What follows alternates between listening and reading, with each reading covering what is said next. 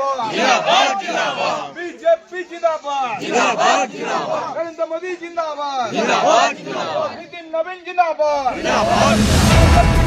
আবারও সিপিএম ও তৃণমূল ছেড়ে বিজেপিতে যোগদান। আজ মঙ্গলবার পুরসুরার বিধায়ক বিমান ঘোষের হাত ধরে রামমোহন ২ নম্বর গ্রাম পঞ্চায়েতের সেকেন্দারপুর মাঝপাড়া এলাকায় আনুমানিক ৩৫টি পরিবার বিভিন্ন দল ছেড়ে বিজেপিতে যোগদান করলেন। পুরসুরার বিধায়ক বিমান ঘোষ তাদের হাতে দলের পতাকা তুলে দিলেন। বিজেপিতে জয়েন করেছি, আমরা দাদাকে চাই, আমরা বিজেপিকে আমরা যেন সুরক্ষিত চাই, রাস্তাঘাটে যেন মেয়েরা সুরক্ষিত পায়, আমরা যেন কর্ম করে যেন খেতে পারি, আমাদের লক্ষ্মী ভান্ডার চাই। দেখুন, আজকে পুরসুরা বিধানসভার এই ২১৫ নম্বর বুথ রামমোহন ২ নম্বর পঞ্চায়েত, এখানে পরিবার, তার মধ্যে মাতৃশক্তি দেখতে পাচ্ছেন, যারা এসেছে তারা তাদের একটাই কথা, আমরা চাকরি চাই, ভাতা চাই না, লক্ষ্মীর ভান্ডার চাই। এখানে আমাদের এই দাদা পরেশ মালিক, উনি আজকে জয়েন করেছেন, তৃণমূল কংগ্রেসের এই অঞ্চলের যুবর দায়িত্বে ছিল 110টা, ঠিক আছে। তো উনি জয়েন করলেন এবং 35টি পরিবার জয়েন করেছেন। সঙ্গে দেখুন এই বয়স্ক মানুষটা, চিনতে পারছেন, 110টা।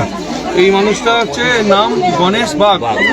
ইনি এলসির মেম্বার ছিলেন সিপিএম এর সময়, এখন উনি বৃদ্ধ হয়েছেন, বয়স হয়েছে, এখন দেখুন বিজেপির পতাকা হাতে নিয়ে আছে, কারণ উনিও জানেন যে এখন একমাত্র মোদিজিই পারবে উন্নয়ন করতে।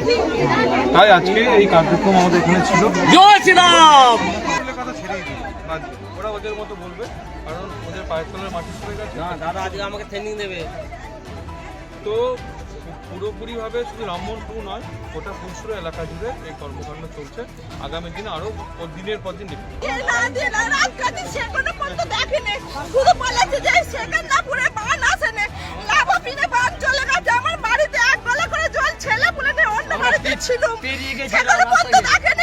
শুধু পাহারা দিয়ে চলে গেল।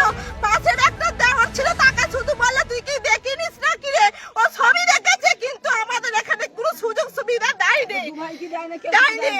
আমাদের বাড়ি ঘর দেখুন, যেখানে জলে ভিজে আমরা ঠান্ডাতে কি হারে দিন কাটিয়েছি।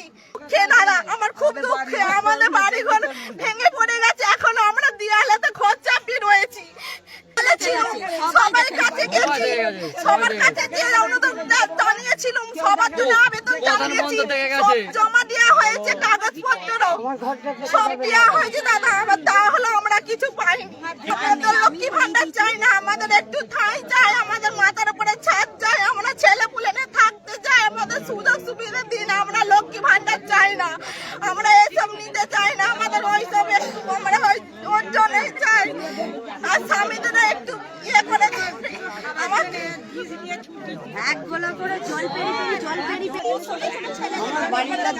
টিএমসি 2011 সালে আসার পর থেকে আমি কিচ্ছু পাইনি।